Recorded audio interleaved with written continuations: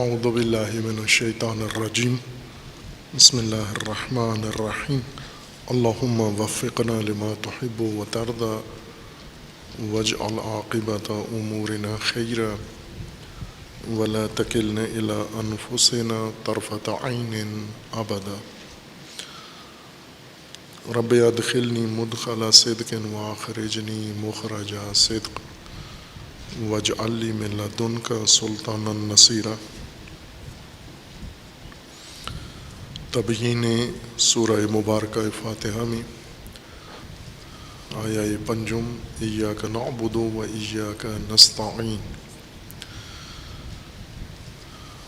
ہدایت کے اس منشور میں قرآن کریم میں کتاب اللہ میں ہدایت کا آغاز سورہ فاتحہ سے ہوا ہے، اور سورہ مبارکہ فاتحہ میں ہدایت کے اصلی اصول اللہ تعالیٰ نے بیان فرمائے ہیں۔ چونکہ انسان کے لیے مخصوصاً یہ منشور و دستور نازل ہوا ہے، تدوین ہوا ہے، بیان ہوا ہے، اور اسی طرح تبیین ہوا ہے، اور اس کے تبیین کا فرمان و حکم بھی اللہ تعالیٰ نے بیان فرمایا ہے۔ ہدایت کا تعلق انسان کی زندگی سے ہے۔ یہی زمینی زندگی، موت سے پہلے کی زندگی ہدایت پذیر زندگی ہے، اور ہدایت کے لیے مختص زندگی ہے۔ اس سے پہلے بھی انسانی وجود موجود ہوتا ہے، لیکن ہدایت کا عمل ایک خاص مرحلے سے شروع ہوتا ہے۔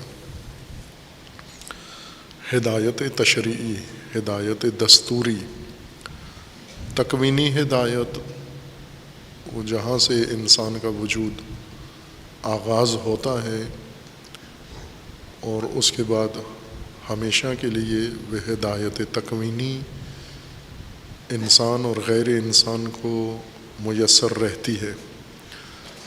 ہدایت تکوینی انسان کے اور موجودات و مخلوقات کے وجود سے شروع ہو جاتی ہے، لیکن ہدایت تشریعی انسانی زندگی میں اور وجود میں ایک خاص مرحلے میں شامل ہوتی ہے، اور انسان کو عطا کی جاتی ہے، اور انسان اسے اپناتا ہے۔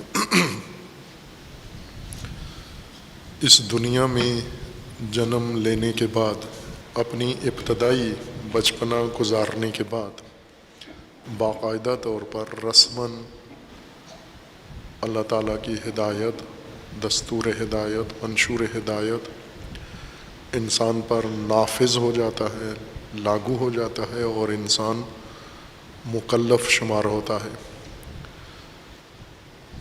چونکہ شعور بھی انسان کا ہدایت پذیری کے قابل ہو جاتا ہے، اور باقی صلاحیتیں بھی انسان کی پرورش پا کر اس مرحلے پر پہنچ چکی ہوتی ہیں جہاں ہدایت کو دریافت کر کے اور اسے اپنا سکتا ہے، اور اس پر عمل پیرا ہو سکتا ہے انسان،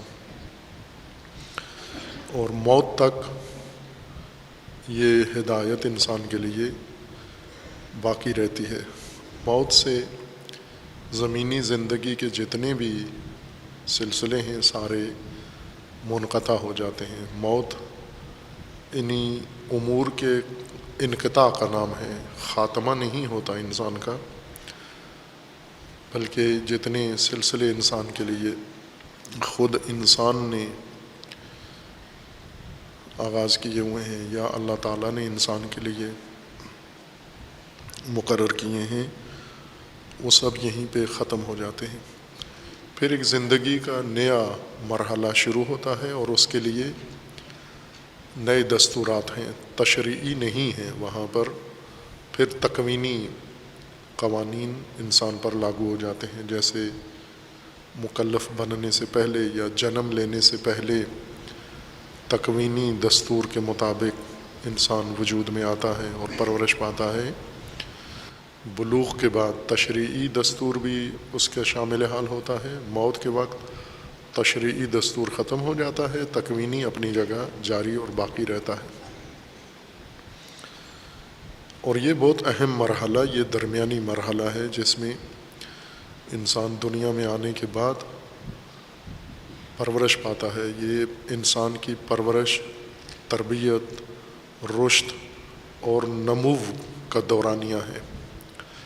آخرت میں انسان نے نمو نہیں پانی، نمو یافتہ وہاں پر رہے گا، جیسا اس دنیا میں بن گیا ہے ویسا ہی وہاں اسی حالت میں جاری رہے گا۔ لیکن دنیا میں زمینی زندگی میں اور موجودہ زندگی میں اس کے لیے سارے راستے کھلے ہوئے ہیں۔ جس زندگی کو اپنا چکا ہے اسے جاری بھی رکھ سکتا ہے، اسے تبدیل بھی کر سکتا ہے، پرورش بھی پا سکتا ہے، اپنے آپ کو تباہ بھی کر سکتا ہے، دوسروں کو نقصان پہنچا سکتا ہے۔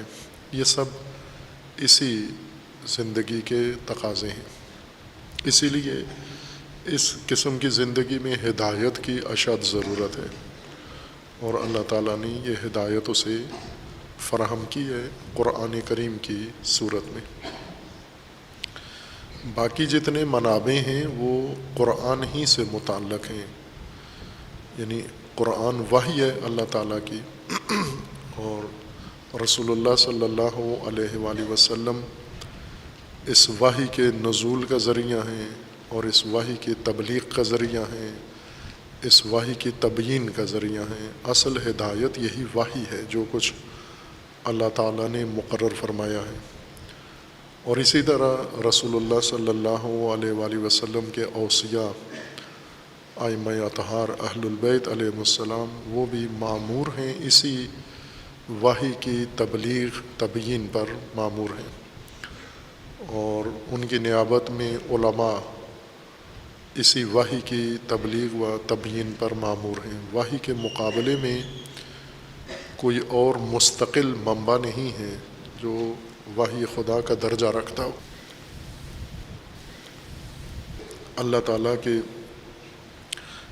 کلام کی تفسیر، تشریح، تبیین میں تو ان کا مقام ہے، لیکن اس معنی میں نہیں ہے کہ قرآن کے متبادل یا قرآن کے مقابلے میں دوسرا ایک منبع بھی ہدایت کا اللہ تعالیٰ نے انسان کے لیے مقرر کیا ہے۔ قرآن کے ساتھ جوڑ کر قرآن ہی کی تشریح کے لیے انہیں مقرر فرمایا ہے اور منسوب فرمایا ہے۔ اب انسانی ہدایت اس زمین پر جن اصولوں پر استوار ہے، جہاں سے شروع ہوتی ہے، بنیاد ہے، وہ اللہ تعالیٰ کی الوہیت ہے، اللہ تعالیٰ کی حاکمیت ہے۔ اور اللہ تعالیٰ کی حاکمیت کے بعد دوسرا اہم موضوع جو انسان کی ہدایت سے عملی طور پر مربوط ہے، اللہ کی حاکمیت کے نتیجے میں انسان کی محکومیت ہے، انسان کی اطاعت ہے۔ یعنی جو بھی ہدایت میں اللہ تعالیٰ کی شان یا اللہ تعالیٰ کی حیثیت انسان کے لیے پیش ہوئی ہے، اس کے مقابلے میں انسان کا بھی ایک عمل اور رویہ منظور کیا گیا ہے یا مد نظر ہے۔ مثلا اللہ حاکم ہے تو اس کا مطلب یہ ہے کہ انسان اللہ کی حکومت کے نیچے محکوم ہے، یعنی حکومت انسان پر فقط اللہ کی ہے۔ دوسری چیز جو انسان کو سمجھنا ضروری ہے اور اس کے مطابق اپنی زندگی بنانا ہے، وہ ربوبیت ہے اللہ تعالیٰ کی، پرورش۔ حاکم پروردگار بھی ہے، چونکہ انسان دیگر موجودات کی طرح جس حالت میں پیدا ہوتا ہے، ضعیف اور کمزور حالت میں، اس سے اس کو نکل کر کمال تک پہنچنا ہے، اور صلاحیت سے اور کمزوری سے، استعداد سے نکل کر کمال تک پہنچنا پرورش کہلاتا ہے۔ یہ پرورش وسائل کی محتاج ہے، وہ وسائل سارے حاکم نے فراہم کیے ہیں انسان کو، خالق نے، اور وہ ربوبیت ہے اللہ تعالیٰ کی۔ اور تیسری چیز جو انسان کی ہدایت کے لیے اللہ تعالیٰ نے مخصوصاً اس منشور کے آغاز میں دیباچہ میں ذکر فرمائی ہے وہ اللہ تعالیٰ کی رحمت ہے۔ رحمت کا معنی ہم عموماً نرم دلی و مہربانی کرتے ہیں۔ مہربانی ایک اچھی صفت ہے، لیکن نظام الہی میں، انسان کی ہدایت میں، مہربانی سے زیادہ دقیق تر معنی مراد ہے رحمت، وسائل پرورش، وسائل ضرورت فراہم کرنا، یہ رحمت خداوند تبارک و تعالیٰ ہے۔ چوتھی چیز جو انسان کی ہدایت کے لیے اللہ تعالیٰ نے اسی منشور کے آغاز میں مقرر فرمائی ہے وہ اللہ کی مالکیت ہے۔ اللہ تعالیٰ کی مالکیت ہے انسان کے اوپر، انسانی نظام کے اوپر، اس کائنات کے اوپر، زمین و آسمان کے اوپر، اور انسان کی زندگی کے تمام مراحل کے اوپر۔ اور خصوصاً اللہ کی مالکیت کو دین کے ساتھ مرتبط کر کے ذکر فرمایا گیا ہے، مالک یوم الدین۔ یوم الدین، اللہ مالک یوم الدین ہے۔ دونوں معنی میں ہم اس کو کر سکتے ہیں، معنی کر سکتے ہیں اللہ یوم الدین میں مالک ہے اور اللہ یوم الدین کا مالک ہے، فرق نہیں پڑتا معانی میں۔ مقصود یہ ہے کہ خود یوم الدین مملوک ہے، ملک ہے اللہ کا، اللہ کے لیے، اور یوم الدین انسان کے لیے۔ انسان کے یوم مختلف ہو سکتے ہیں، یوم الدین بھی انسان اپنے لیے فراہم کر سکتا ہے۔ یوم یعنی حالات، زمانہ، دوران، دور۔ یہ دین کا دور بھی انسان اپنے لیے مہیا کر سکتا ہے، گمراہی کا دور بھی اپنے لیے بنا سکتا ہے، جاہلیت کا ایام بھی اپنے لیے فراہم کر سکتا ہے۔ ہر نسل انسانی ایک یوم میں، ایک زمانے میں گزری ہے۔ وہ زمانہ کس کا تھا؟ وہ زمانہ دین کا تھا یا دین کے علاوہ کوئی اور طرز تھا انسان کی زندگی کا؟ اگر دین کا یوم تھا تو دین کا یوم شروع ہی اللہ کی مالکیت سے ہوتا ہے۔ انسان کی مالکیت یوم الدین میں نہیں ہوتی، دین کے دور میں، دین کے زمانے میں، دینی حالات میں، دینی نظام میں اللہ مالک ہے، اللہ کے علاوہ کوئی اور مالک نہیں ہے۔ لیکن جس دور میں انسان مالک بن جائے، انسان انسانوں کے مالک بن جائیں، انسان حکومتوں کے مالک بن جائیں، انسان وسائل کے مالک بن جائیں، انسان زمین کے مالک بن جائیں، انسان اموال کے مالک بن جائیں، یہ دور دین کا نہیں کہلائے گا۔ اور دین جب نہیں ہے تو ہدایت پر نہیں ہے انسان۔ اب اسے خود معلوم ہے کہ انجام کیا ہوگا جب دور سارا، یوم سارا، زندگی ساری دین سے باہر گزری ہے۔ یوم فسق ہے، یوم فجور ہے، یوم معصیت ہے، یوم شرک ہے، و یوم الکفر ہے، یوم الضلال ہے، تو انجام اس کا انسان کی تباہی اور بربادی ہے۔ یوم الدین یعنی زندگی جو دور انسان کو فراہم ہو، اگر وہ دین کا یوم کسی نسل پر گزرا ہے یا اس کے لیے اگلے مراحل بھی موجود ہیں، جو جنت کی صورت میں، بہشت کی صورت میں، یا اخروی زندگی کے لیے جو کچھ ذکر کیا گیا ہے۔ چونکہ ہم نے قرآن کریم کے ان معارف کو بہت نامناسب ترجمہ بھی کیا ہے اور نامناسب حالت میں اس کو سمجھا بھی ہے۔ یعنی جنت کو اس طرح سے پیش کیا ہے کہ ایک بے معنی امر انسانوں کو نظر آتا ہے، خصوصاً جو پختہ انسان ہو، جو رشد یافتہ انسان ہے۔ مثلا بچوں کو کوئی چیز اگر بتائی جائے تو بہت خوش ہوتے ہیں، پارک، کھلونے، تفریح، یہ بچوں کے لیے بہت پرکشش ہیں۔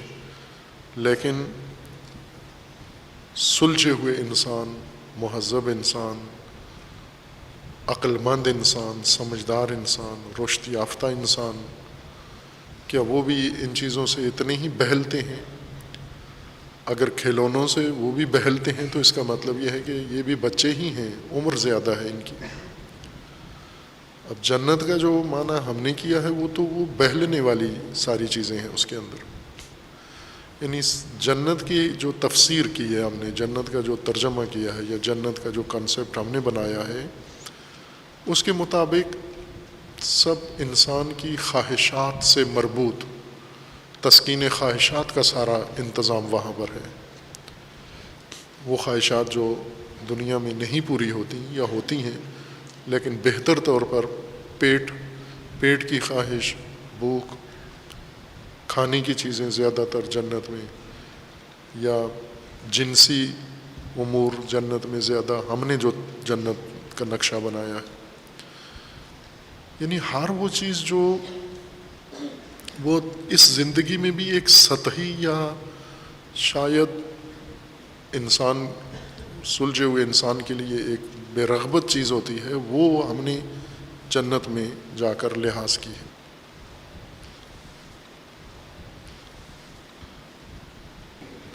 اس طرح کی تفسیر سے انسان کیا ہدایت پائے گا؟ دین کے باقی امور بھی اسی طرح سے تفسیر ہوئے ہیں۔ جنت و جہنم حق ہیں، درست ہیں۔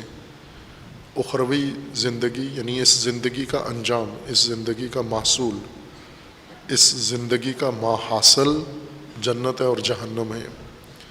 وہ جنت و جہنم انسان کی اس بولی میں، اسی زبان میں اس کے لیے تشریح کی گئی ہیں، یعنی انسان کے اپنے اعمال، انسان کی اپنی کوشش، یہی اس کی جنت ہے، یہی اس کی جہنم ہے، یہی مجسم ہوں گے، عمل مجسم ہوگا انسان کا۔ باہر سے انسان کو پاداش نہیں دی جانی۔ جیسے ہم یہاں کوئی اچھا کام کرتے ہیں تو ہمیں کام سے ہٹ کر باہر سے کام کے علاوہ کوئی چیز انعام کے طور پر دی جاتی ہے۔ ہدایت میں خود عمل پاداش ہوتا ہے، خود عمل انجام ہے، سزا بھی ہے، جزا بھی ہے۔ جیسے صحت اور بیماری، صحت ایک جزا ہے، بیماری ایک سزا ہے۔ کس چیز کی سزا اور جزا ہے؟ انسان کے اپنے عمل کی۔ صحت باہر سے کسی دوسرے ملک سے منگوا کے، چائنا سے انسانوں کو صحت نہیں دی جاتی۔ صحت نتیجہ ہے انسان کے اپنے عمل کا، اور بیماری بھی نتیجہ ہے انسان کے اپنے عمل کا۔ نہ کہ انسان کچھ کام کرتا ہے اور سزا کے طور پر اسے باہر سے لا کر بیماری اس کے اوپر لگا دی جاتی ہے۔ بیماری خود عمل انسان کا بیماری میں تبدیل ہو جاتا ہے، یا سزا بن کر بیماری کی شکل اختیار کر لیتا ہے۔ یہی کیفیت انسان کے جنت اور جہنم میں بھی ہے۔ صحت اور بیماری کو ہمیشہ مثال رکھیں کہ صحت ہمارے اپنے عمل کی جزا ہے جو ہمیں عطا ہوئی ہے، اور بیماری ہمارے اپنے عمل کی سزا ہے جو ہمیں دی گئی ہے۔ کسی نے نہیں دی، خود انسان نے یہ دونوں، صحت اور بیماری، خود انسان نے اپنے لیے فراہم کی ہیں۔ جنت و جہنم اسی طرح سے ہیں، انسان خود اپنے لیے مہیا کرتا ہے۔ باہر سے کسی اور فیکٹری کا محصول جزا کے طور پر یا سزا کے طور پر نہیں انسان کو دیا جائے گا۔ قرآن کریم کی ہدایت کا جو رائج ہو چکا ہے معنی، مفہوم، ترجمہ، اس سے ہدایت کا پہلو ختم ہو گیا ہے۔ یعنی جس طرح سے قرآن کی تشریح، تفسیر ہوئی ہے، وہ منشور ہدایت نہیں رہا ابھی۔ علم اس کے اندر آ گیا ہے، معنویت اس میں آ گئی ہے، معلومات اس میں آ گئی ہیں، اور بہت ساری چیزیں اس تفسیر کے نتیجے میں انسان کو حاصل ہوئی ہیں، لیکن جو اصل اس کی بنیاد تھی ہدایت، وہ ختم ہو گئی ہے، وہ مسخ ہو گئی ہے۔ قرآن کی تبیین تفسیر کا محور ہدایت ہی ہونا چاہیے، چونکہ ہدن للناس ہدایت ہے، کتاب ہدایت ہے، اور ہدایت بھی اس زندگی کے لیے ہے، موجودہ زندگی کے لیے ہے، اور یہ ہدایت آخرت میں مجسم ہوگی۔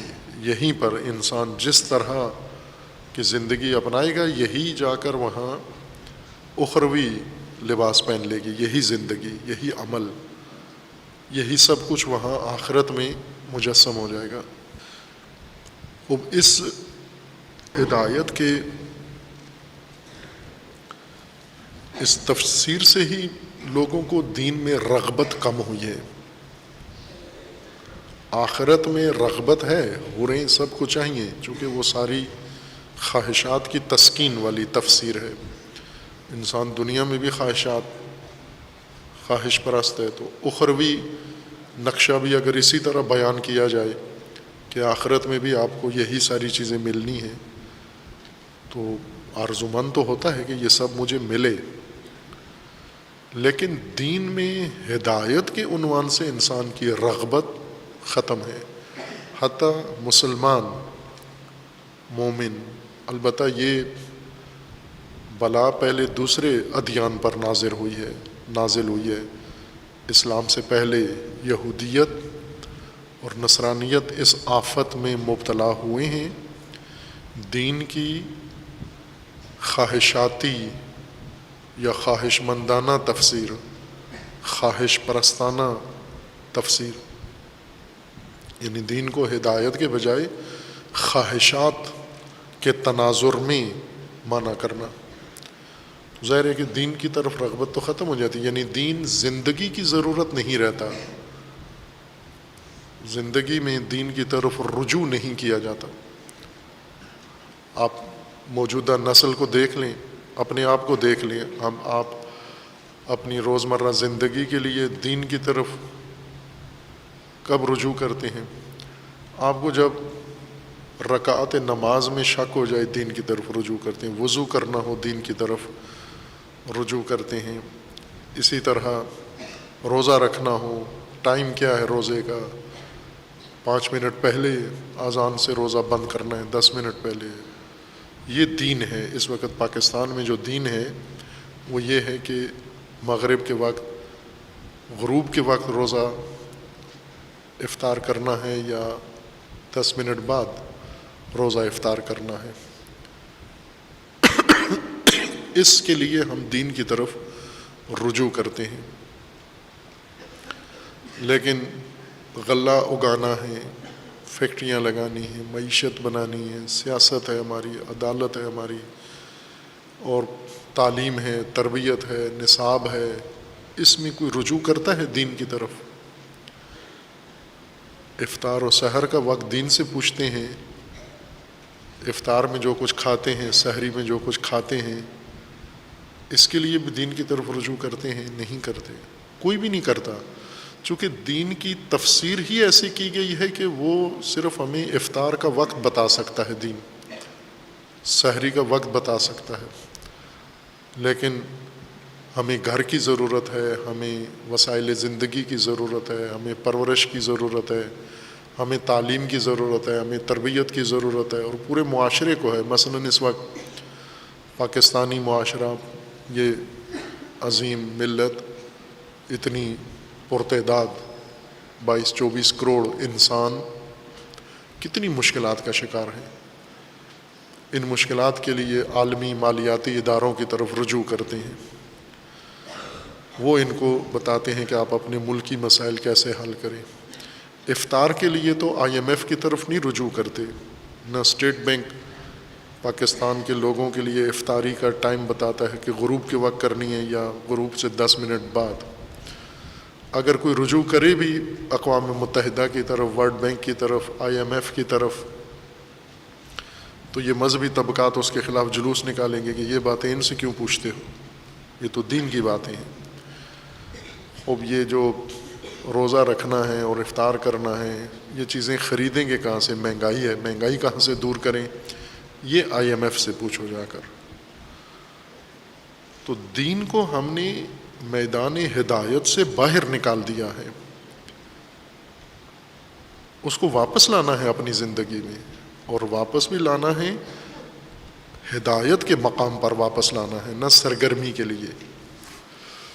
سرگرمی کے لیے دین نہ لے کر آئیں، اپنی تفریح کے لیے، باطنی یا معنوی تفریح کے لیے، ذہنی تفریح کے لیے دین نہیں ہے، خود متن زندگی کے لیے ہے دین۔ اور متن زندگی میں دین ان امور سے شروع ہوتا ہے، ہدایت ان امور سے قائم ہوتی ہے: اللہ کی حاکمیت، اور اس کے نتیجے میں اللہ کے سامنے محکومیت، اور اللہ کے سامنے اطاعت و فرمان برداری اللہ کی۔ حاکم اللہ ہے، حکومت اللہ کی ہے، ربوبیت اللہ کی ہے۔ جب رب اللہ ہے، وسائل سارے اللہ کے ہیں، اور اس کی ربوبیت رحیمی ہے، رحمانی ہے، تو پھر ہم رجوع کر سکتے ہیں نا اس رب کی طرف اور اللہ کی طرف، حاکم کی طرف اور دین کی طرف۔ مالک یوم الدین، وہ مالک یوم الدین ہے۔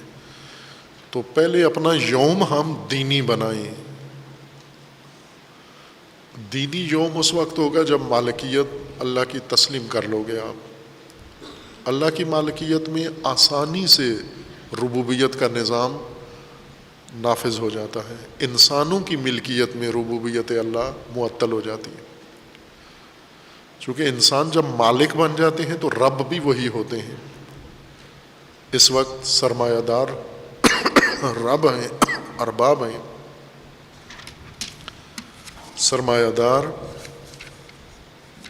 وسائل زندگی پیدا بھی کرتے ہیں، وسائل زندگی دیتے بھی ہیں لوگوں کو، اور لوگ انہی کو اپنا رب سمجھتے ہیں، انہی کی طرف رجوع کرتے ہیں، سرمایہ داروں کی طرف۔ انسانیت کا یہ سلسلہ سرمایہ داروں کے اختیار میں کس نے دے دیا ہے؟ مالکیت نے۔ انسان مالک بنے ہیں، اور پھر مالکیت غیر محدود مالکیت بنی ہے ان کی۔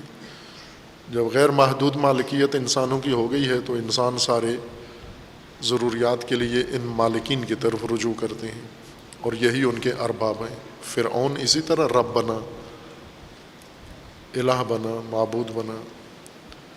موجودہ دور میں یہ فرعونی دور ہے کہ یوم الدین اگر ہوتا تو کسی انسان کو کسی انسان کی طرف رجوع نہیں کرنا تھا، سب انسانوں کو اللہ کی طرف رجوع کرنا تھا۔ مالکیت اللہ ہے، اور انسان نے اللہ کی مالکیت کے مطابق زندگی کا نظام بنانا ہے، حکومتی نظام بنانا ہے، مملکت کا نظام بنانا ہے۔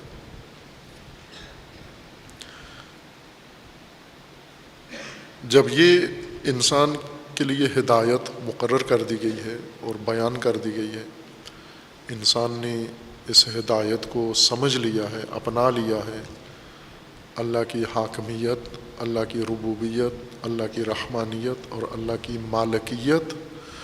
اب انسان جب نظام کے اصول ستون مقرر ہو گئے ہیں، آسان ہو گیا ہے انسان کے لیے۔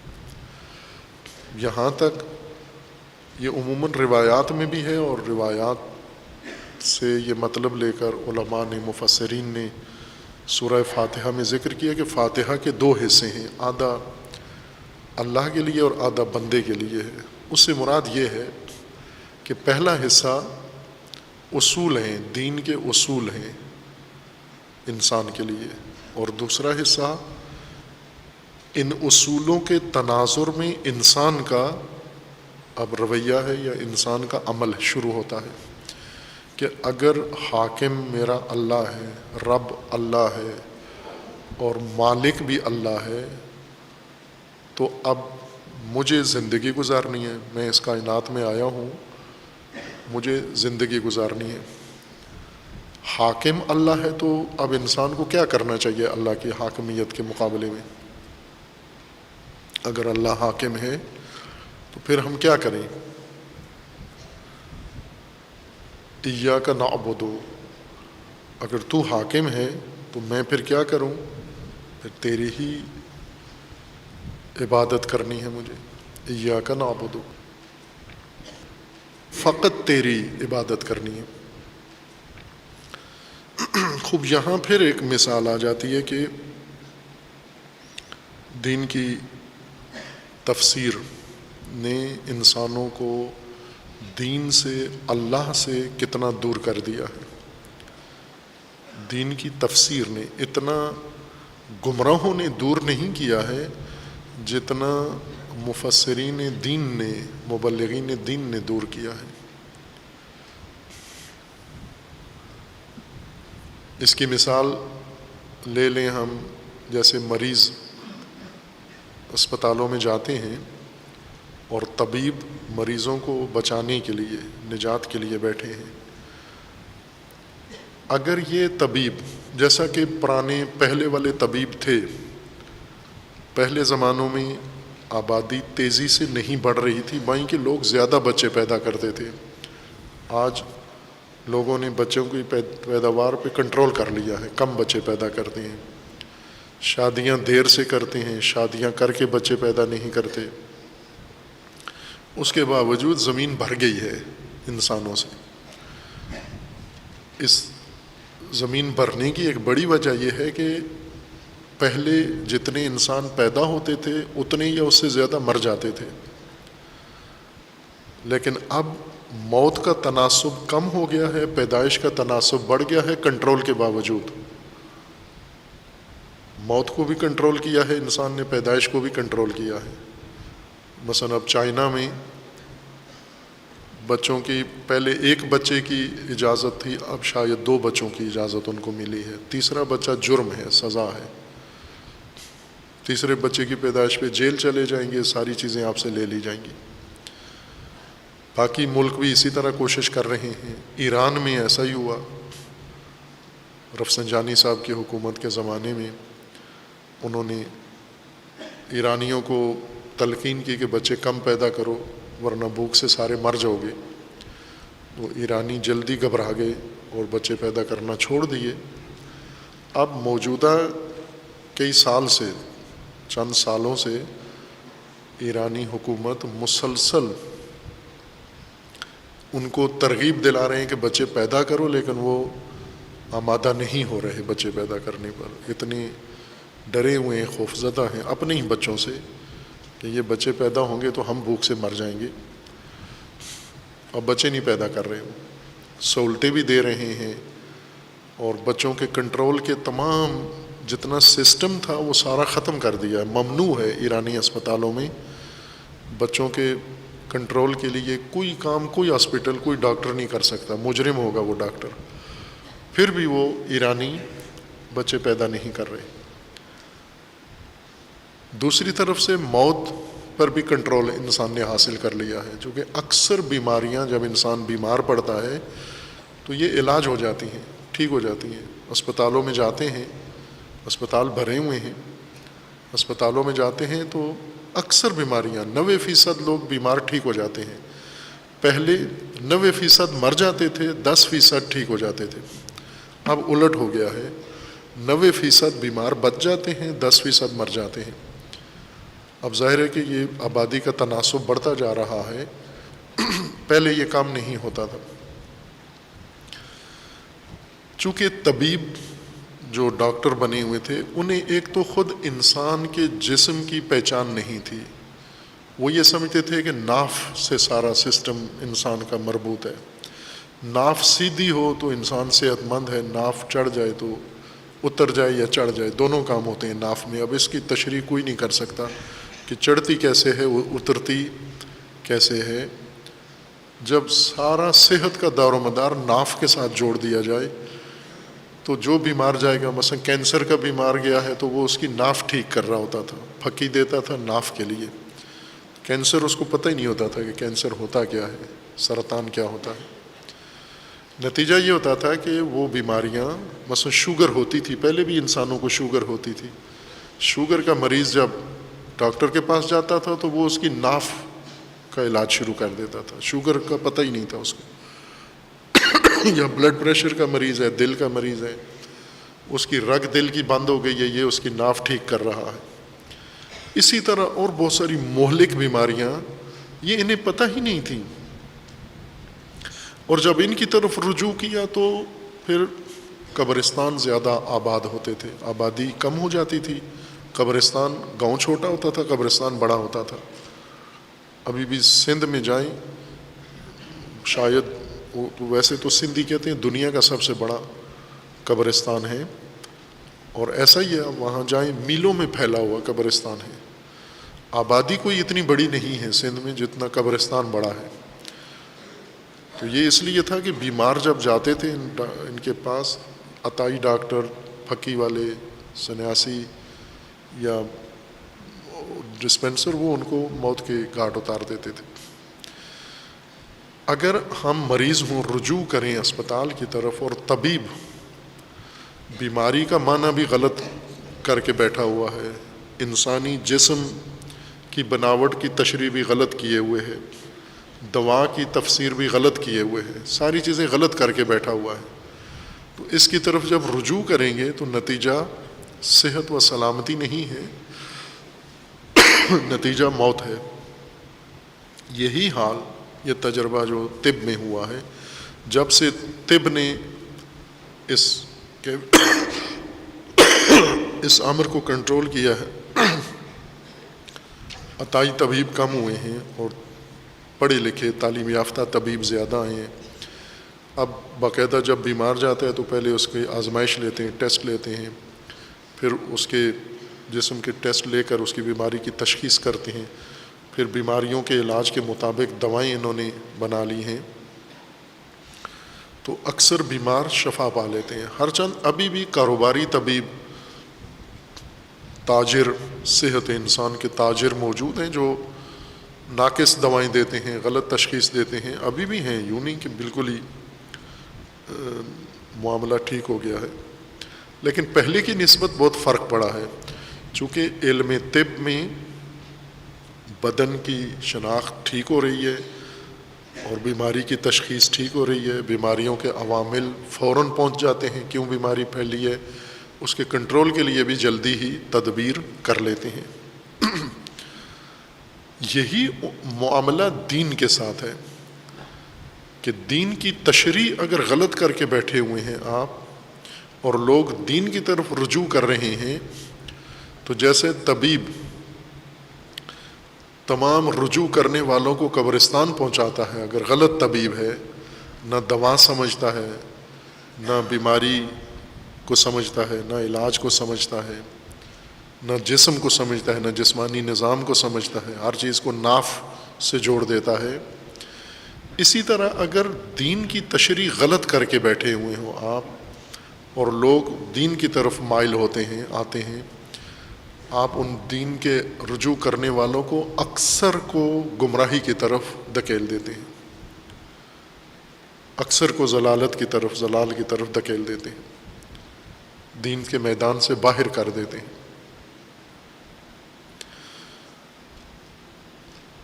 یہ دین کے ساتھ طب سے زیادہ المیہ دین کے ساتھ وقوع پذیر ہوا ہے۔ انسان ہدایت کا محتاج ہے، اور اللہ نے یہ ہدایت اسے فراہم کی ہے، تکوینی بھی، تشریعی بھی۔ تکوینی کی تشریح نہیں کی، بیان نہیں کیا، وضاحت زیادہ نہیں ہے، چونکہ انسان نہ بھی سمجھے تو وہ اللہ کی طرف سے فراہم ہے، لیکن تشریعی کو ضرور سمجھا ہے، اس کا اہتمام کیا ہے، اور اس کی فہم کا حکم دیا ہے، اس کو اپنانے کا حکم دیا ہے، اس ہدایت کے اصول بنائے ہیں۔ اصول بنانے کے بعد اب انسان نے اپنی زندگی اس اصول کے مطابق فیصلہ کرنا ہے کہ میں نے اب اگر یہ ہے انسان، اور انسان کا حاکم اللہ ہے، انسان کا خالق اللہ ہے، انسان کا پرورش دینے والا اللہ ہے، انسان کے وسائل زندگی اللہ کے اختیار میں ہیں، رب اللہ ہے، ربوبیت اللہ کی ہے، مالکیت اللہ کی ہے، تو اب مجھے انسان اپنی زندگی کا اب فیصلہ کرنا ہے کہ ان حقائق میں، اس کائنات میں، اس نظم میں، اس صورتحال میں میں نے کیا کرنا ہے، فیصلہ، نیت، عزم۔ اب انسان نے اس نظام کے مقابلے میں اپنا فیصلہ کرنا ہے یا اپنا رخ اختیار کرنا ہے. ایاک نعبد، جب تو ہی مالک ہے، تیرے علاوہ کوئی مالک نہیں ہے، تو رب ہے، تیرے علاوہ کوئی رب نہیں ہے، تو حاکم ہے، تیرے علاوہ کوئی حاکم نہیں ہے، جب میری خلقت، میری پرورش، میری زندگی کی ہر چیز آپ کے اختیار میں ہے، تو اب مجھے پھر کیا کرنا چاہیے؟ ایاک نعبد، تیری، فقط تیری. ایا کو پہلے رکھ کر عربی قاعدے کے مطابق فعل پہلے ہوتا ہے، فعل ہوتا ہے، فاعل ہوتا ہے، پھر مفعول آتا ہے، لیکن یہاں مفعول کو پہلے ذکر کر دیا. ایاک ہونا یہ چاہیے تھا کہ نعبدو ایاک، آپ کی عبادت ہم کرتے ہیں، لیکن پہلے لا کر انحصار بتا دیا گیا کہ انسان اب ان حقائق کے تناظر میں اللہ کی الوہیت، ربوبیت، حاکمیت، مالکیت کو سمجھ جانے کے بعد اب دوسرا کوئی متبادل تو رہتا ہی نہیں ہے انسان کے لیے راستہ. صرف تیری، فقط تیری، بس تیری عبادت کرنی ہے. یہاں دوسری مشکل کھڑی کی گئی ہے تفسیر دین میں، تبلیغ دین میں دوسری بڑی مشکل انسان کے لیے یہاں کھڑی کی گئی ہے، اور اس کی وجہ سے جتنے لوگ دین سے باہر ہوئے ہیں اور محروم ہدایت سے، اتنے گمراہوں نے نہیں کیے، سامریوں نے اتنے لوگ دین سے باہر نہیں کیے جتنے دینی ان مفسرین نے کیے ہیں. یا جیسے میں نے کہا کہ اتنے قاتلوں نے انسان قتل نہیں کیے جتنے طبیبوں نے قتل کیے ہیں، جو طب کی غلط تشریح کر کے بیٹھے ہوئے تھے، بیماری کا غلط معنی کر کے بیٹھے ہوئے تھے، علاج کا غلط معنی کر کے بیٹھے ہوئے تھے، اور بیمار ان کو طبیب سمجھ کے آتا تھا، یہ اس کو موت کے گھاٹ اتار دیتے تھے. اسی طرح لوگ دین کی طرف آتے ہیں، دین کا آگے معنی اس طرح سے کیا ہوا ہے کہ وہ سیدھا دروازہ کھول دیتے ہیں پھر گمراہی کی طرف. ایک دروازے سے دین کے اندر سے آتے ہیں، دوسرے دروازے سے نکل کے باہر چلے جاتے ہیں، پھر بے دین ہو جاتے ہیں، دین کی طرف آ کر بھی بے دین ہو جاتے ہیں. کیوں؟ جب آپ ہر بنیادی ہدایت کے رکن کا معنی ہی غلط کریں گے تو وہ تو زندگی کے لیے کوئی اثر نہیں رکھتا. یہاں جو غلطی ہوئی ہے وہ یہ ہے کہ ایاک نعبد، ہم تیری ہی عبادت کرتے ہیں. عبادت کیا چیز ہوتی ہے؟ پوجا، پرستش. انسان نے یہ سب جان لینے کے بعد، یہ مثلا طب کی پھر مثال دوں کہ یہ مریض جاتا ہے، اسے معلوم ہے کہ میری یہ بیماری ہے، یہ میرا طبیب ہے، یہ طریقہ علاج ہے، یہ عامل بیماری کا ہے. جب یہ ساری چیزیں مریض کو معلوم ہو جائیں تو اب مریض کیا کرے گا؟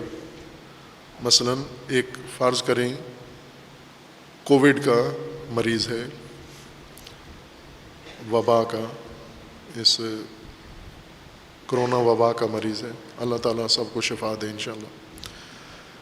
یہ کرونا مریض جاتا ہے اسپتال میں اور اسے ساری چیزیں بالکل واضح بتا دی جاتی ہیں کہ تیری بیماری کرونا ہے، جراثیم وائرس تیرا یہ ہے، اس کے علاج کے لیے یہ طریقہ کار ہے، اس کا ٹیسٹ ایسے ہوگا، ڈاکٹر تیرا یہ ہوگا، ہاسپٹل تیرا یہ ہوگا، وسائل تیرے، سب کچھ بتا دیتے ہیں.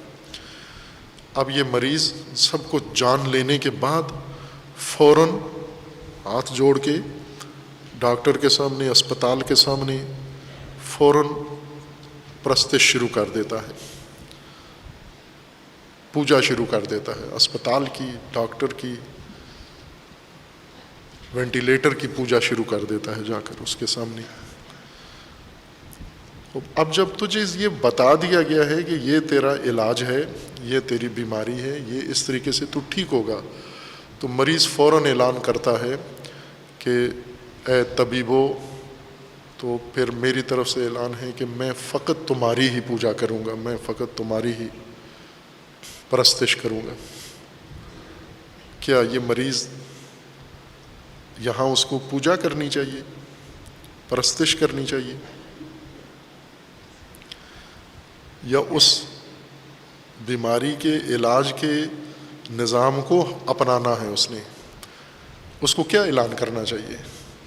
اگر وہ اسے کہتے ہیں کہ تجھے ہاسپٹل میں ایڈمٹ ہونا ہوگا، تو یہ کیا اعلان کرے کہ میں آپ کے تمام تشخیص کو قبول کرتا ہوں، مانتا ہوں، میں آپ کی تشخیص کہ میری بیماری کووڈ ہے یہ میں مان گیا ہوں، مان لیتا ہوں، فوراً آپ کے ہاسپٹل میں ایڈمٹ ہوتا ہوں، فوراً جو آپ نے دوائیں تجویز کی ہیں وہ فوراً میں شروع کر دیتا ہوں۔ آپ نے اگر میرا مرحلہ آکسیجن تک پہنچا ہوا ہے تو میں فوراً وہ آکسیجن لینے کے لیے تیار ہو گیا ہوں۔ جب اسے اسپتال جا کر اس سارے حقیقت کا پتہ چلتا ہے، اس کی آنکھ کھلتی ہے، تو یہاں پوجا نہیں شروع ہوتی کہ انسان بس مریض کو فوراً پوجا شروع کرے، مولانا بلاؤ اور پوجا شروع کروائے، بلکہ یہاں پر اس صورتحال کے پیش نظر جو رائے حل ہے اس کو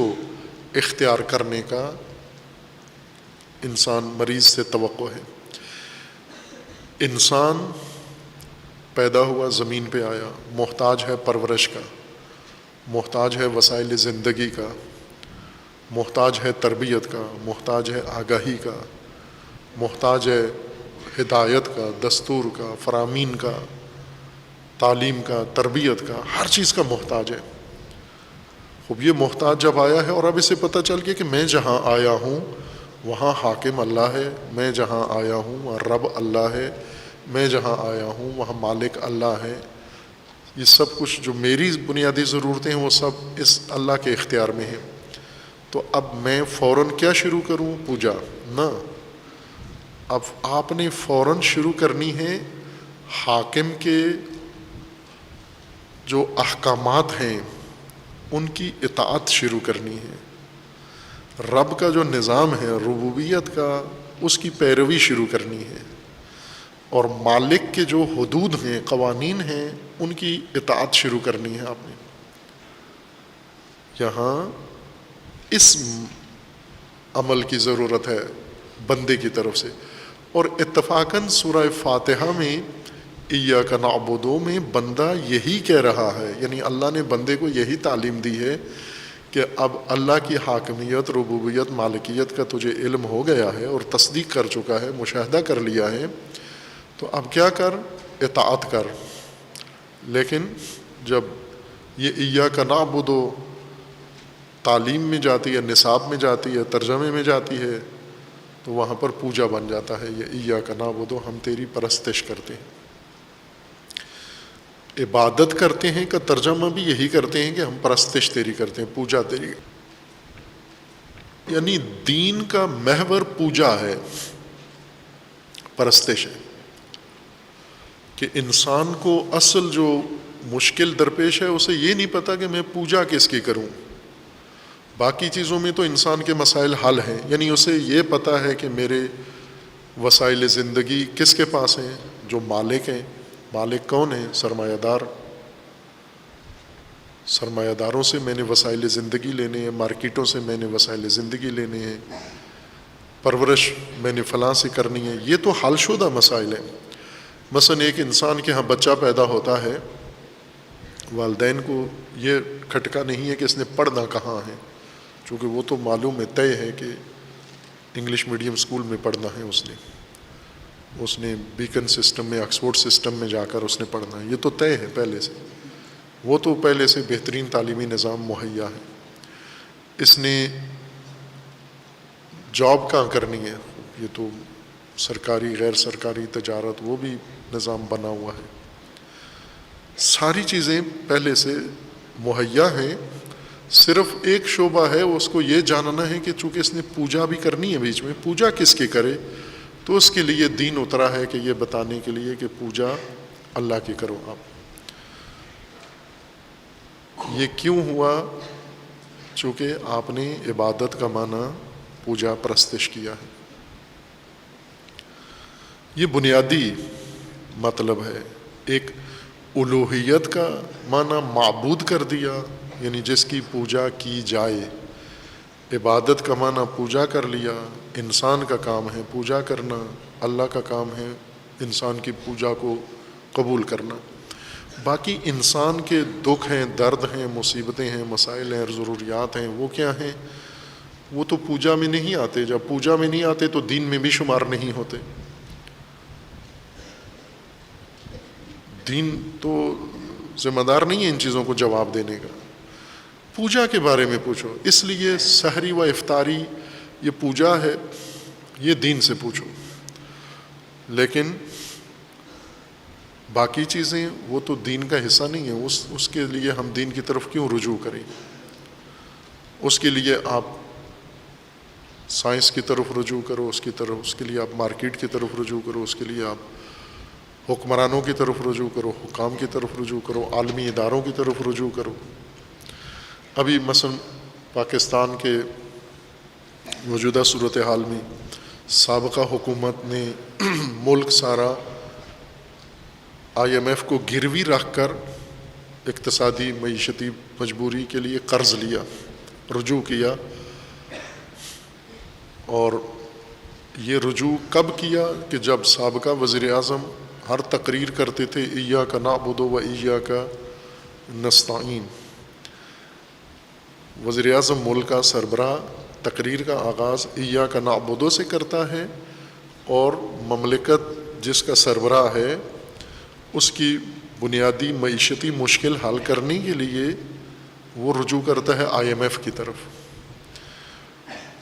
ایاک نعبد سے آپ کیا مراد لیتے ہو؟ یعنی پوجا تیری کرتا ہوں، سجدہ پیشانی تیری بارگاہ میں جھکاتا ہوں، ہاتھ ان کے آگے پھیلاتا ہوں.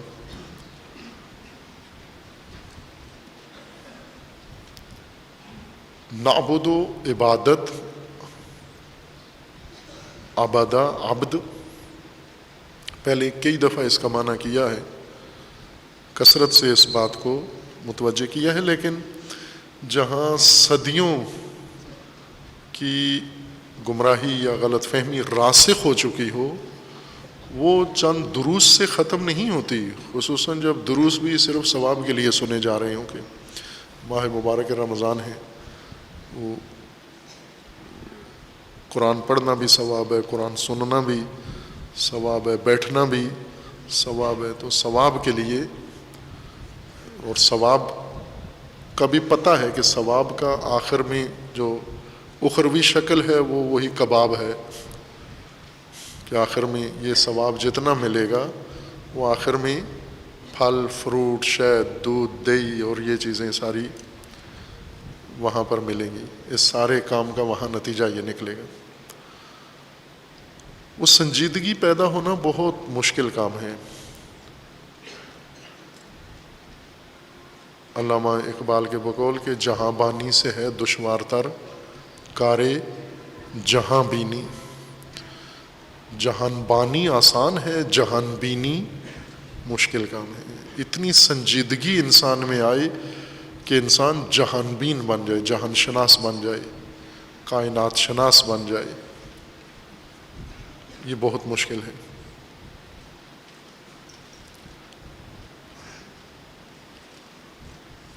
انسان جگر خوں ہو تو پھر یہ دیدہ بصیرت انسان میں پیدا ہوتا ہے. عبادت کا مطلب پہلے بیان کیا ہے. عبد کا مطلب ہوتا ہے اطاعت. لغوی طور پر عرب عبادہ عین بے دال یہ لفظ استعمال کرتے ہیں، یعنی قرآن میں آنے سے پہلے عربی زبان میں یہ لفظ استعمال ہو رہا تھا، اور جس معنی میں استعمال ہو رہا تھا قرآن نے اسی معنی میں مراد لیا ہے انسان کی ہدایت کے لیے.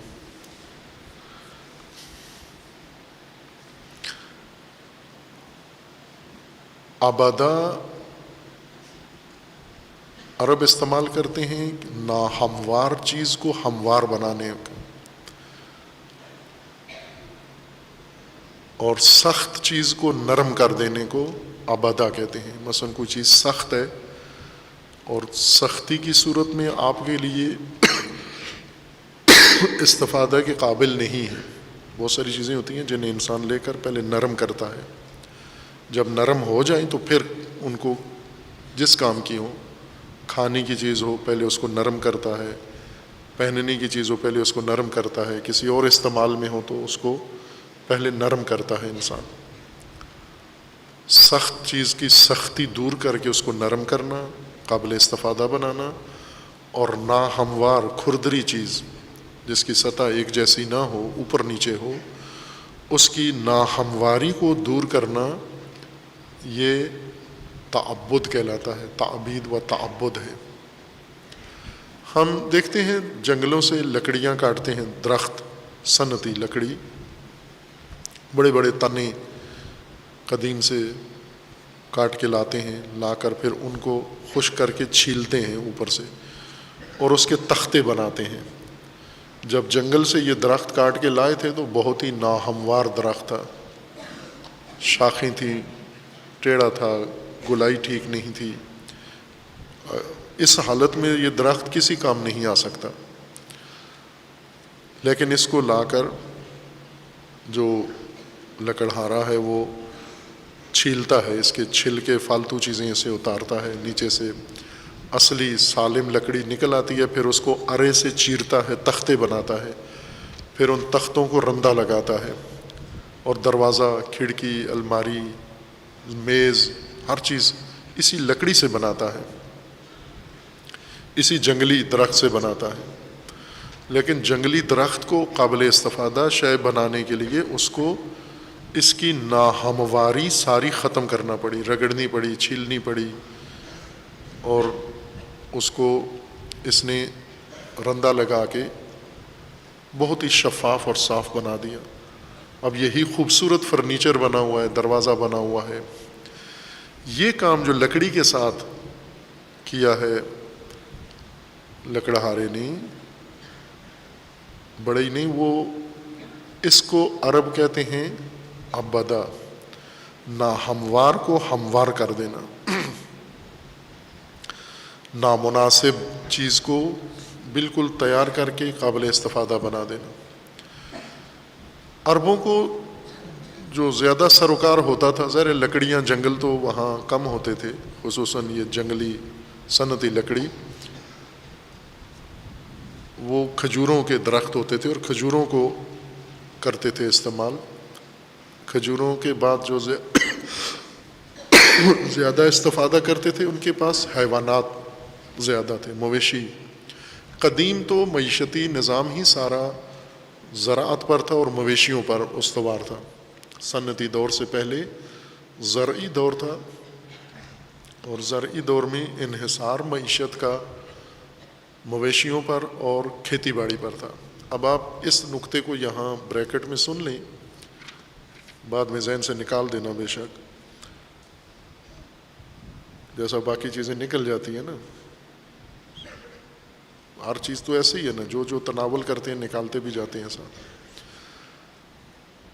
کہ اس وقت ہمارے پاس جو فقہی احکام ہیں موجود، خصوصاً اقتصادی نوعیت کے جو فقہی احکام ہیں، جیسے معاملات ہیں، جیسے مالی امور ہیں،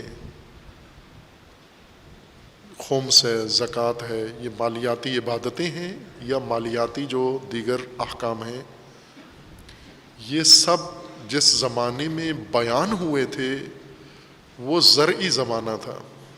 زراعت معیشت کی بنیاد تھی، کھیتی باڑی اور مویشی یہ دو زرعی معیشت کے دو بنیادی رکن ہیں، کھیتی باڑی، فصلیں اگانا، باغات، اور مویشی پالنا۔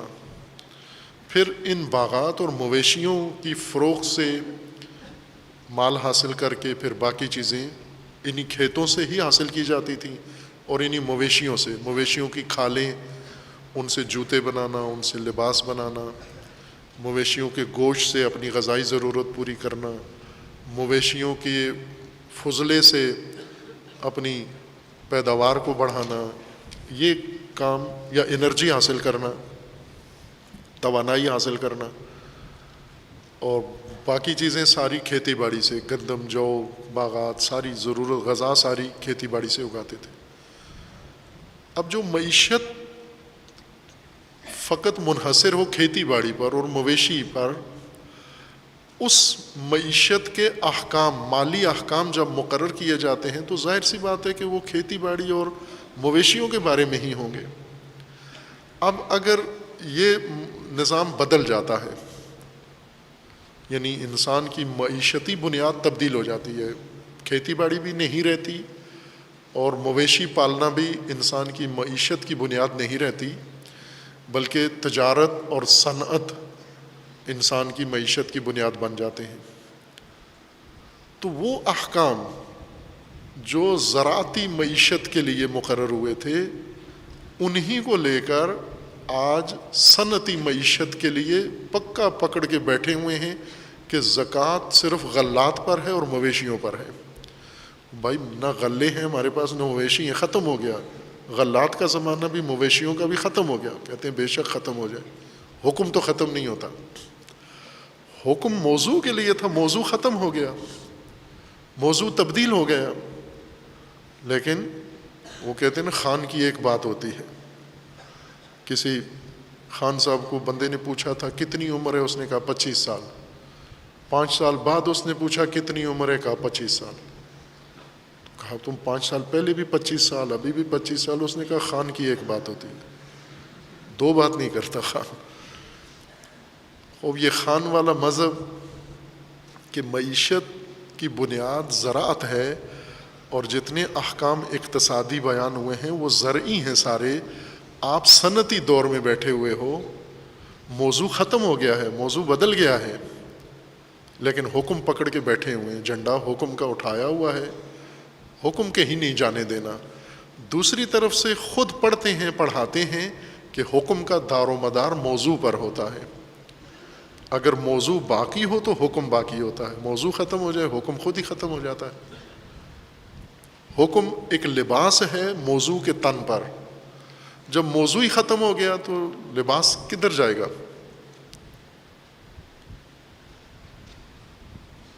خوب قدیم طور میں یہ معیشتی نظام تھا، اس معیشتی نظام کے اوپر یہ استوار تھے۔ اس معیشتی نظام میں یعنی مویشی پروری اور زراعت میں لغت اور تہذیب بھی اسی پر ہوتی ہے۔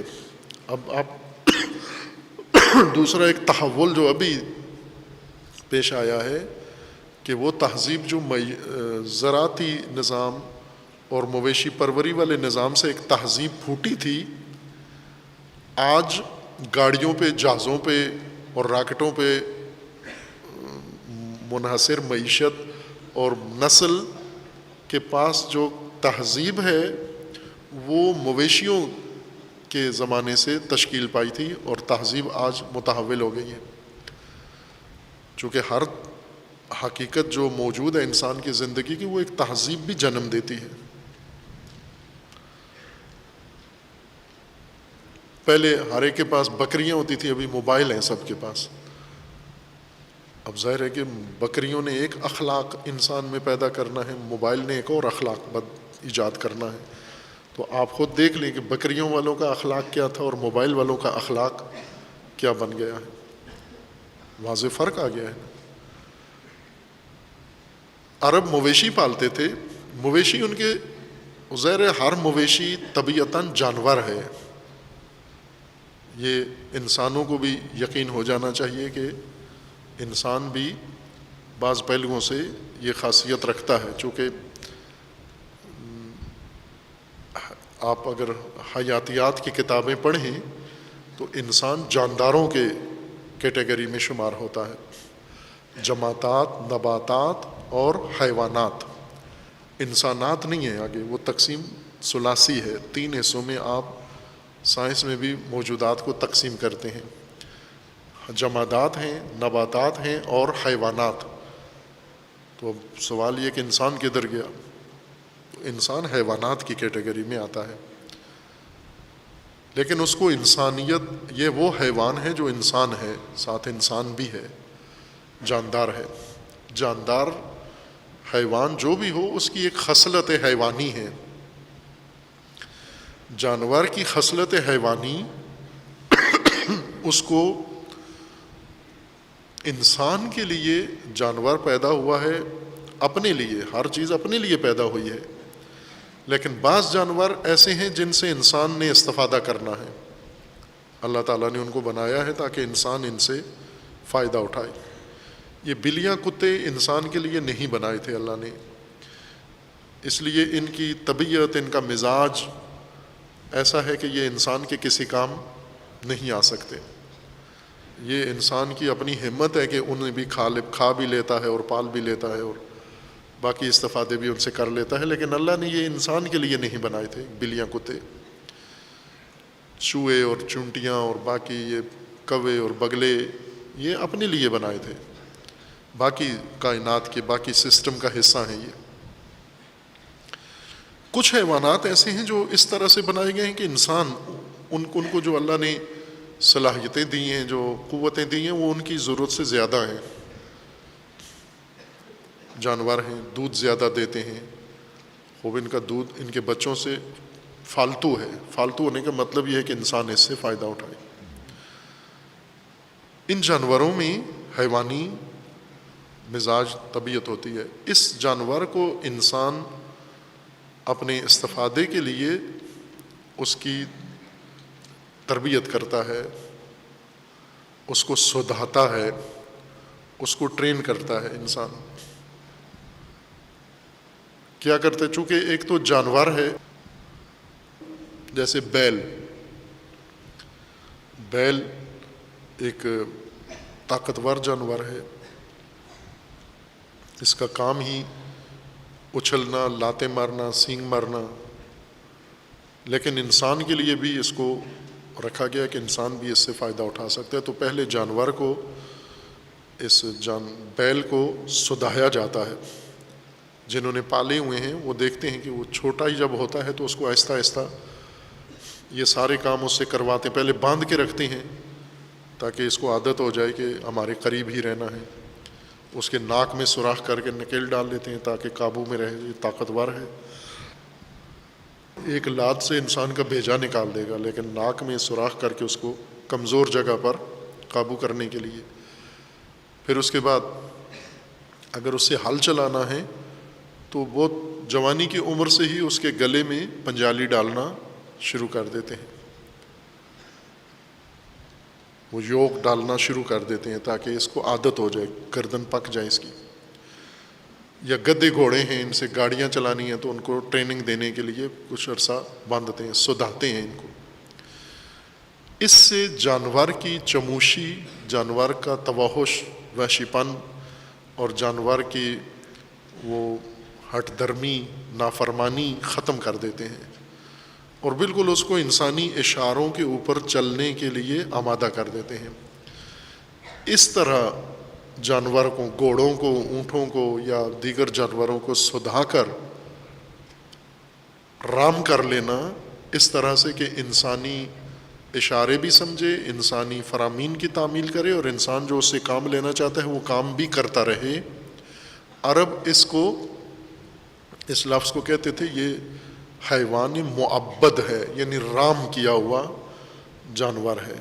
اس کو تعبید کیا ہے عرب نے یا مالک نے کہ اب یہ اس طرح سے وحشی نہیں ہے، کوئی بھی اس پر سواری لے یہ اچھلے گا نہیں، پٹکے گا نہیں انسان کو. ابھی گھوڑے دو طرح کے ہیں، جنگلی گھوڑے ہیں وحشی اور سدھائے ہوئے گھوڑے.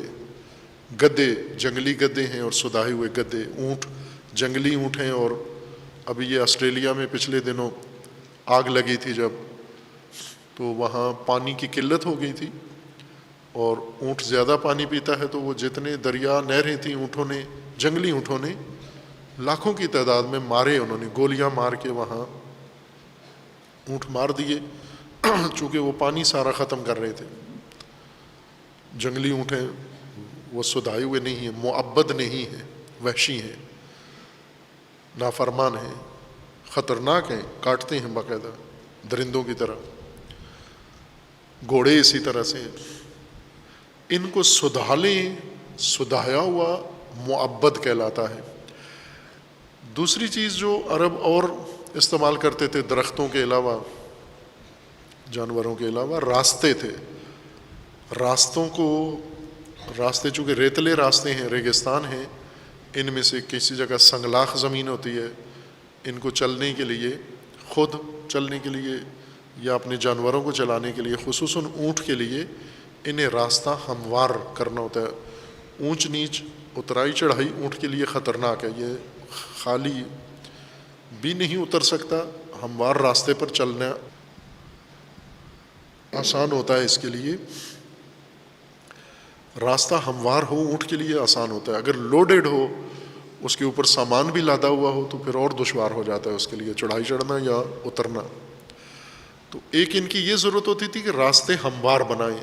جہاں ان کے گاؤں کا راستہ، پڑاؤ کا راستہ ہے، تو اس کو ہموار راستے بنا لیتے تھے. اور سنگلاخ راستوں کو، جہاں پتھریلا راستہ ہو، چونکہ اونٹ نے چلنا ہے تو ریت پر اونٹ آسانی سے چلتا ہے. انسان، باقی جانور ریت میں دھنس جاتے ہیں. اونٹ کے لیے ریت بہت مناسب سڑک ہوتی ہے، راستہ ہوتا ہے.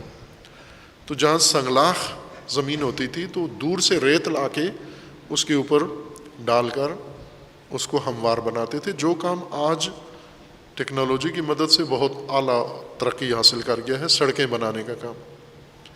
پہاڑیاں کھود کے، وادیاں بھر کے، ناہمواریاں ختم کر کے بہترین سڑکیں، بہترین موٹر ویز انسانوں نے بنا لی ہیں. اور ان کے اوپر اونٹوں کے بجائے گاڑیاں چلتی ہیں، چونکہ گاڑیوں کے ویل جس طرح سے ہیں ان کو یہی ہموار راستہ چاہیے.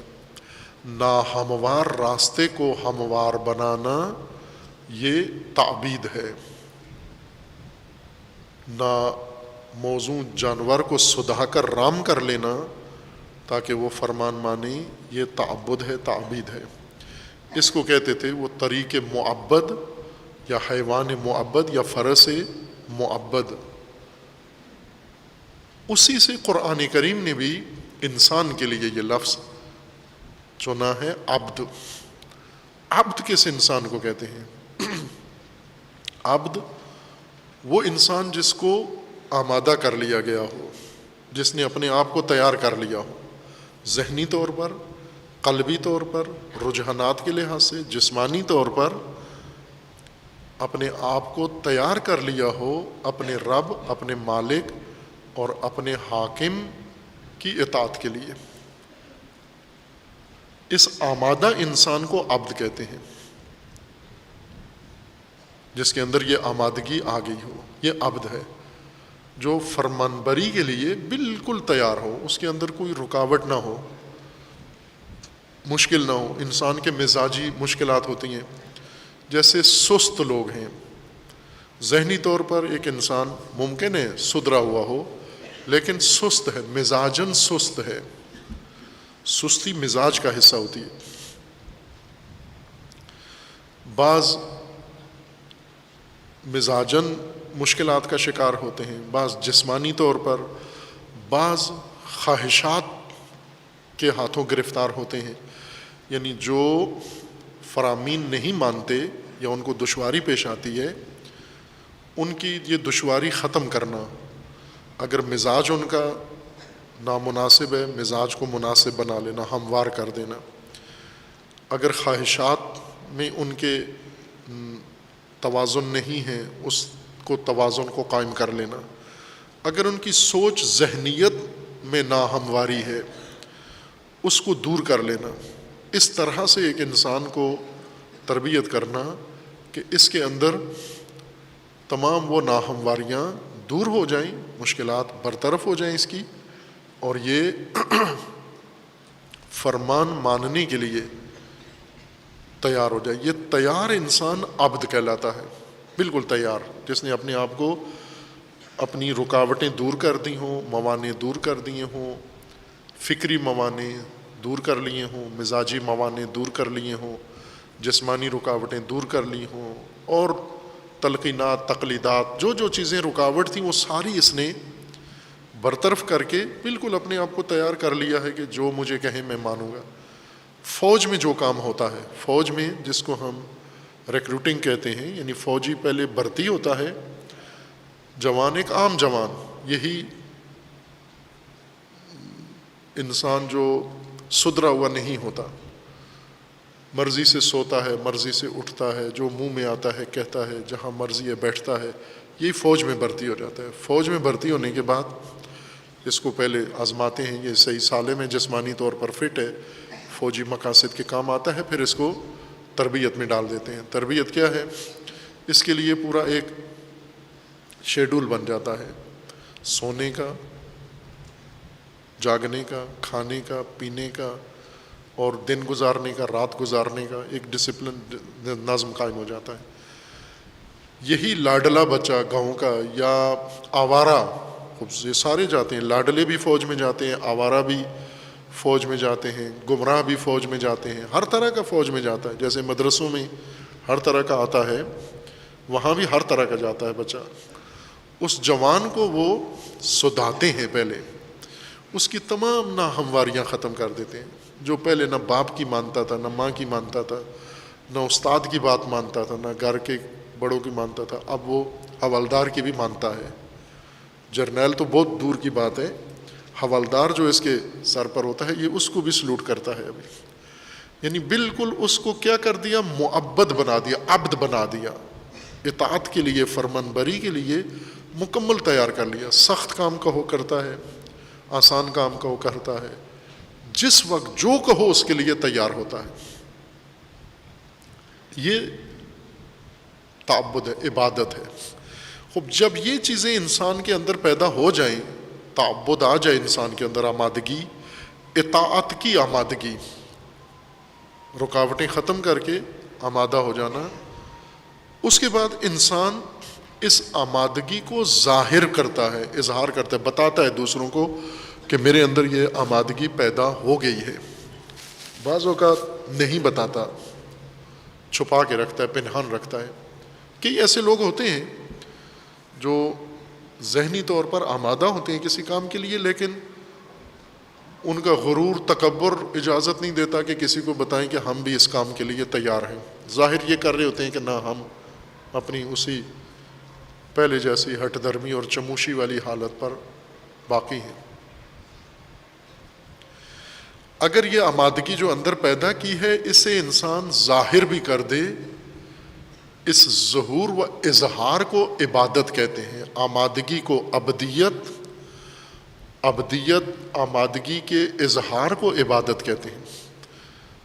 یہ جو عبادت پرستش ہے، یہ اس آمادگی کا اظہار ہے، خود یہ مطلوب نہیں ہے۔ مطلوب وہ آمادگی ہے پیچھے جو انسان کی شخصیت میں پیدا ہوتی ہے اطاعت کے لیے۔ حاکم کے مقابلے میں عبد بنتا ہے، رب کے مقابلے میں عبد بنتا ہے، مالک کے مقابلے میں عبد بنتا ہے انسان۔ اور یہ عبد اپنی آمادگی ظاہر بھی کرتا ہے اپنے رب کے سامنے آ کر۔ رب کے سامنے آمادگی اظہار کے لیے رب نے ہی بتائے ہیں قواعد کہ ان طریقوں سے جو جو آمادہ ہو گیا ہے، جس کے اندر یہ آمادگی آ گئی ہے، وہ اب یہ کام کرے، اقامت الصلاۃ کرے، ایتاء الزکوٰۃ کرے، وہ صوم رکھے۔ یہ در حقیقت آمادگی کا اظہار ہے، یہ خود آمادگی نہیں ہے، اظہار آمادگی ہے۔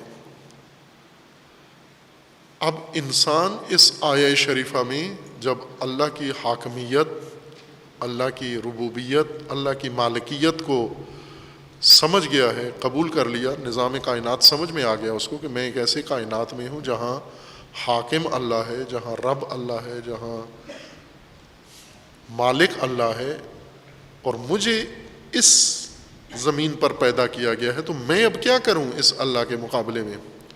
پوجا نہ، آمادہ رہوں۔ پھر اگر حاکم ہے تو میں آمادہ ہوں اس کی حاکمیت کو ماننے کے لیے۔ اگر وہ رب ہے، میں آمادہ رہوں اس کی ربوبیت کو اپنانے کے لیے۔ اگر وہ مالک ہے تو میں آمادہ رہوں اس کے مالکیت کو اپنانے کے لیے۔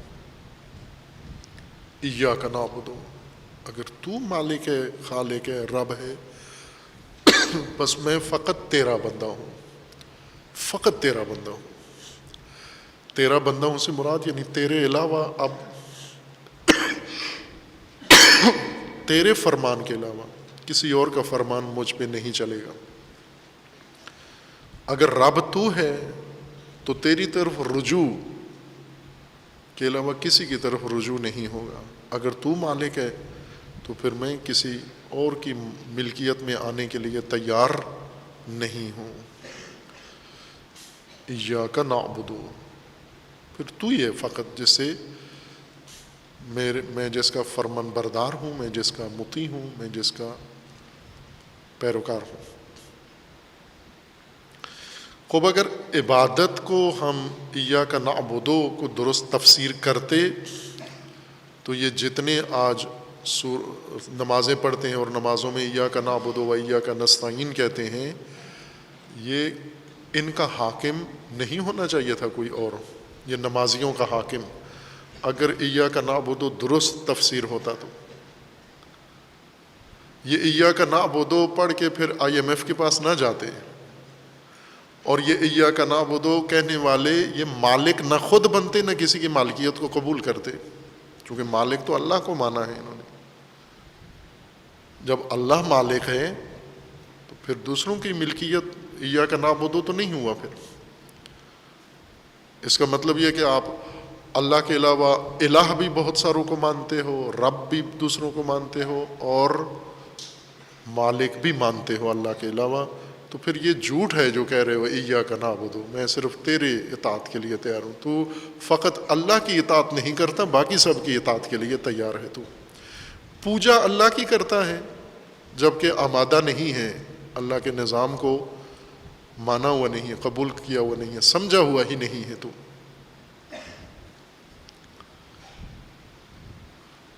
یہ تو بہت بڑا راز ہے انسان کے لیے، ایاک نعبد و ایاک نستعین. بہت بڑا دعویٰ ہے اس کائنات میں.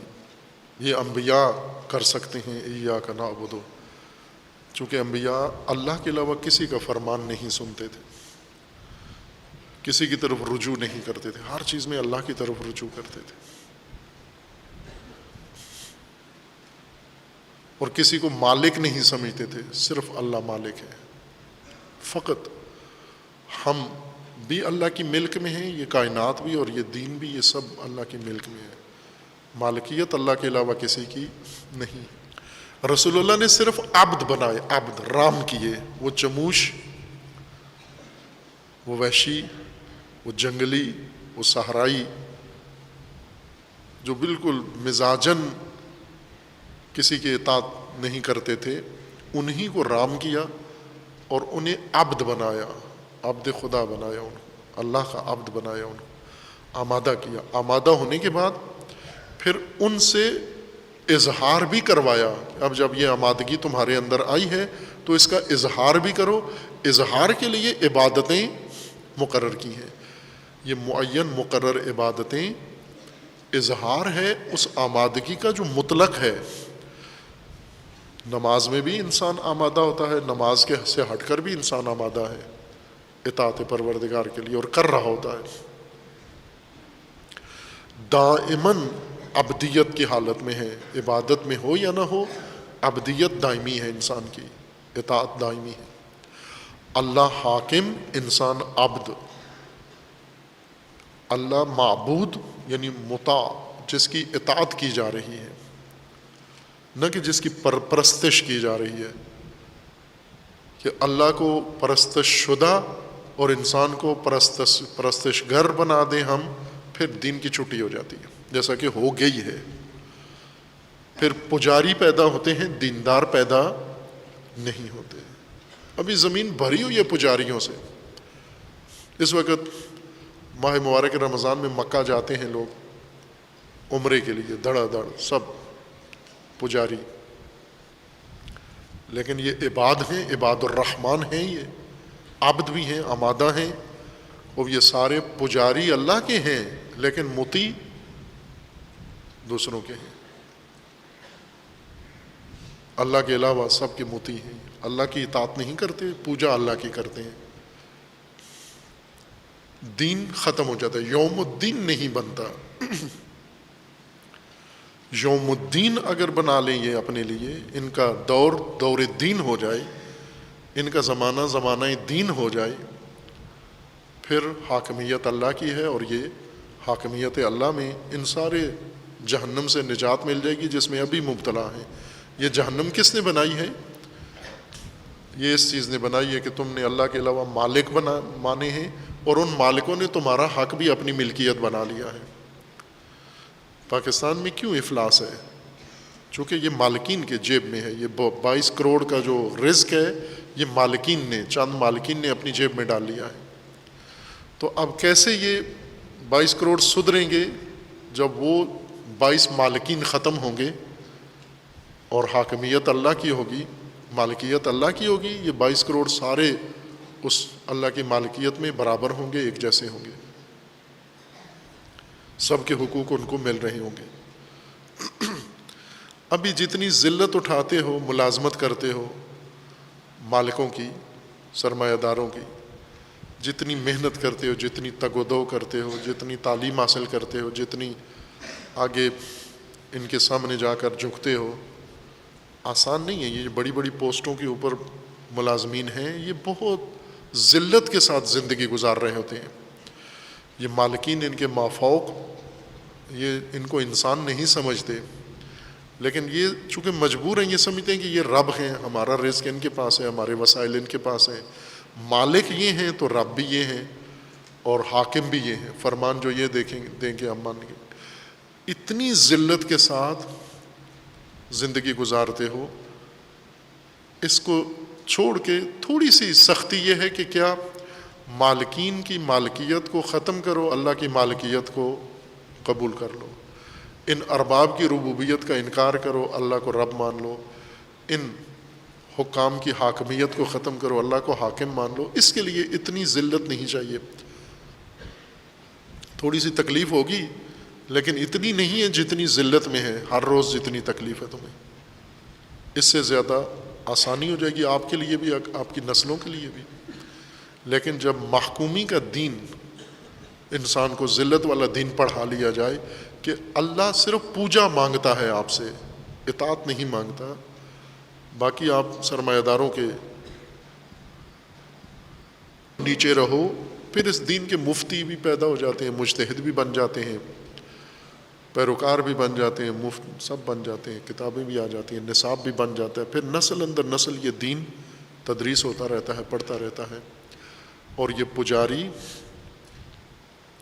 تنہا جس کی نہیں مانتے وہ اللہ ہے، پوجا اللہ کی کرتے ہیں، فرمان کوئی اللہ کا نہیں مانتے، نظام اللہ کا قائم نہیں کرتے، مکمل طور پر یوم الدین کو یوم کفر، یوم شرک اور یوم معصیت میں تبدیل کر دیتے ہیں۔ اعاذنا اللہ من شرور انفسنا وسیئات اعمالنا وصلی اللہ علی محمد وآلہ الطیبین۔